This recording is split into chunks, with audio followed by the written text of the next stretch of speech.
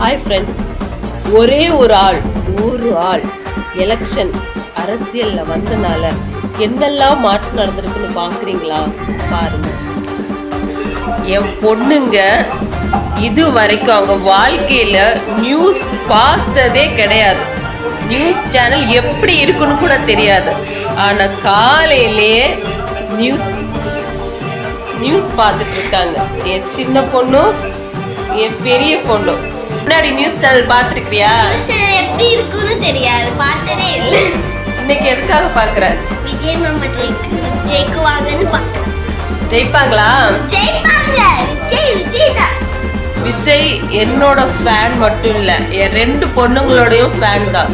காலையிலே நானும் நியூஸ் பார்க்குறத விட்டு பல வருஷம் ஆகுது. இன்னைக்கு தான் நியூஸ் பார்த்துட்டு இருக்கேன். அதுவும் யாருக்காக? என் தளபதிக்காக. 97 எடுத்து முன்னிலையில இருக்காரு. அவர் வின் பண்ணுவாருன்னு எனக்கு நம்பிக்கை இருக்குது. என் பொண்ணுங்களும் அவருக்காக தான் நியூஸ் சேனல் பார்த்துட்டு இருக்காரு. ஆனா நம்ம இப்பவே எதுவும் முடிவு பண்ணக்கூடாது. ஆனா கடவுளுக்கு தெரியும் யார் வருவாங்கன்னு. நம்ம பொறுத்திருந்து பார்க்கலாம். பாத்தீங்களா, ஒரு எலெக்ஷன்ல ஒரு சின்னதா மாற்றம் வந்ததுக்கு காலையில எலெக்ஷன்னா என்னன்னே தெரியாத பசங்க டிவி முன்னாடி உட்காந்து விஜய் மாமா வரணும்னு அவ்வளோ ஈகரா எக்ஸைட்மெண்ட்டாக இருக்காங்க.